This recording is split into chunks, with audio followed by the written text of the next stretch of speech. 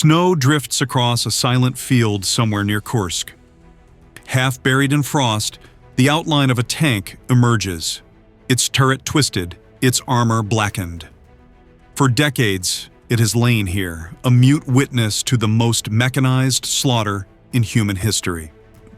The T-34, once hailed as the unstoppable fist of Soviet steel, now rests as one of the most destroyed tanks ever built. But behind the myth of its brilliance lies a darker truth, one forged in urgency, sacrifice, and sheer numbers. How could a machine simultaneously symbolize both triumph and tragedy? How could the tank that saved nations also become their steel coffin? The T-34 was not simply a tool of war, it was the embodiment of a desperate idea. That overwhelming force, even when fragile, could outlast precision and power. The icy wind still carries the echoes of its engine, once called the heart of victory. Yet for every tank that rolled triumphantly west, another burned quietly in the snow. This story is not about glory, it is about survival, cost, and the strange fate of a machine that became both hero and victim of its own legend. If stories like this captivate you, subscribe and leave a like. There are many more journeys into the shadows of history ahead. The T-34 was born not in comfort, but in panic. In the late 1930s, the Soviet Union faced an uneasy truth. Its armored forces were outdated and its borders increasingly threatened. Engineers at the Kharkov locomotive plant, led by Mikhail Koshkin and Alexander Morozov, were tasked with creating something revolutionary, a tank that combined mobility, armor, and firepower in one balanced machine. Their creation defied convention. Sloped armor allowed shells to ricochet instead of penetrate. Wide tracks carried it through snow and mud where German tanks bogged down. Its 76.2mm gun could destroy almost any enemy vehicle of 1941. It was fast, easy to mass produce, and capable of surviving the punishing Russian terrain. The world had never seen a tank so complete in concept, yet so raw in execution. But innovation came at a human cost. Soviet industry, still recovering from purges and centralization, pushed workers to exhaustion. Factories ran day and night, often with inadequate materials. Engineers improvised constantly, using cast parts when milled ones ran out, assembling tanks outdoors in winter, welding by the light of burning fuel barrels. Koshkin himself fell ill during test drives across the country and died soon after. His creation finalized only after his death. The T-34's early production was a triumph of willpower over possibility. Yet every decision reflected urgency rather than perfection. The tank's destiny was already sealed. It would be both savior and sacrifice in one. When Nazi Germany invaded in June 1941, thousands of these tanks were still untested. Within months, their flaws would emerge as brutally as their strengths. The German Wehrmacht encountered the T-34 with shock.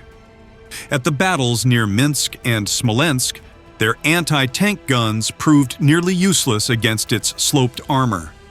For a time, the T-34 seemed invincible. Commanders sent reports describing shells bouncing harmlessly off its hull. But within weeks, that illusion began to crack. Production had favored quantity over precision. Many tanks left the factory with mechanical defects. Weak clutches, leaking fuel lines, unreliable radios. Crew training was rushed. Tankers often received only days of instruction.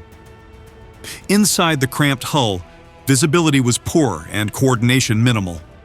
German tactics, precise, coordinated, and supported by experienced officers, exploited these flaws mercilessly. The Soviet response was simple: build more. By 1942, entire cities had been converted into tank foundries. Workers assembled vehicles in open-air factories as bombs fell nearby.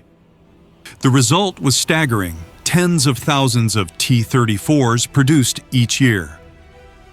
Yet for every batch that rolled off the line, another vanished into the fires of battle. The life expectancy of a T-34 in 1942 was often less than 2 weeks. Many never even reached combat, breaking down along muddy supply roads. For every German Tiger destroyed, several T-34s might be lost. This was not waste, it was strategy. Soviet doctrine no longer sought to preserve tanks but to overwhelm the enemy through continuous replacement. A tank destroyed was simply replaced by another and another, until the battlefield itself seemed to produce steel from the earth. The T-34's legend was written in its losses. Its nickname among some soldiers, Steel Coffin, was both grim and affectionate. It meant they trusted it enough to die in it. Its story was not just mechanical, it was human. Crews often named their tanks after loved ones or hometowns, painting words like Motherland or For Natasha on the hull. Inside they carried letters, small icons, or soil from their village. Behind every burned-out wreck lay 4 or 5 stories that would never be told. By 1944, the T-34 had evolved. The new T-34/85 variant, armed with an 85mm gun and a larger 3-man turret, restored its dominance against heavier German armor. It rolled through Berlin in 1945 as both weapon and symbol of victory. But the war's end did not end the tank's journey. In the decades that followed, the T-34 became a global export of Soviet influence.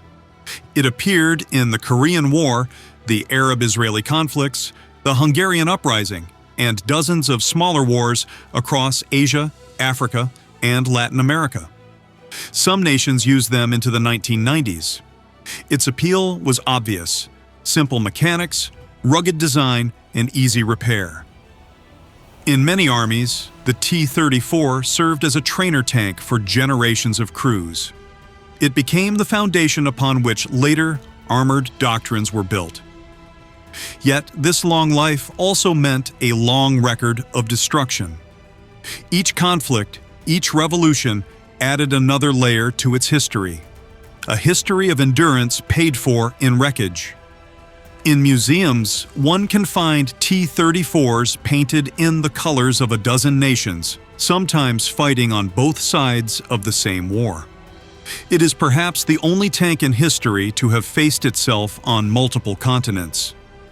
The T-34's survival was not just mechanical, it was symbolic of the idea that resilience can outlive relevance.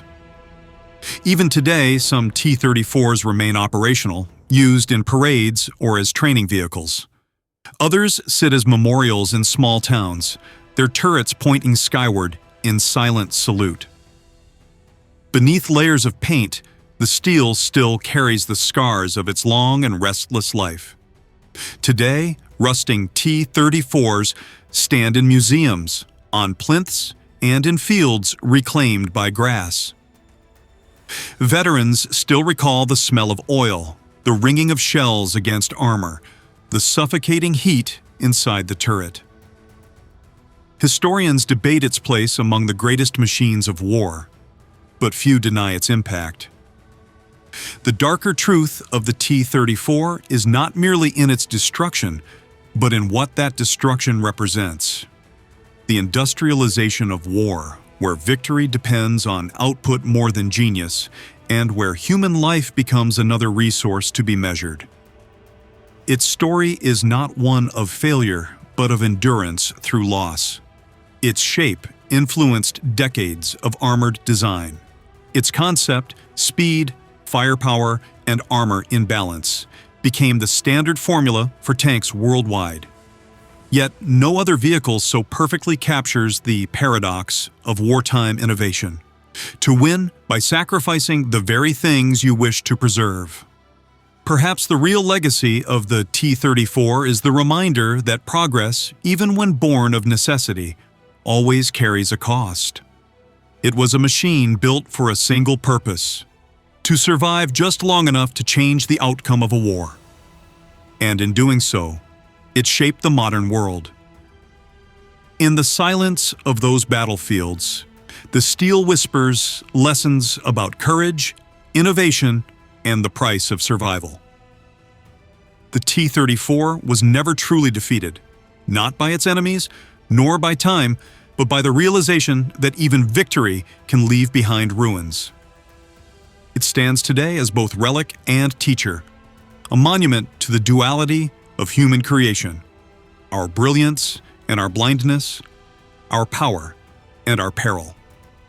Its story reminds us that every triumph in history carries shadows, and that sometimes the cost of victory is written not in words, but in steel. If this story resonated with you, like, subscribe, and turn on notifications so you never miss another journey into the hidden chapters of our shared past.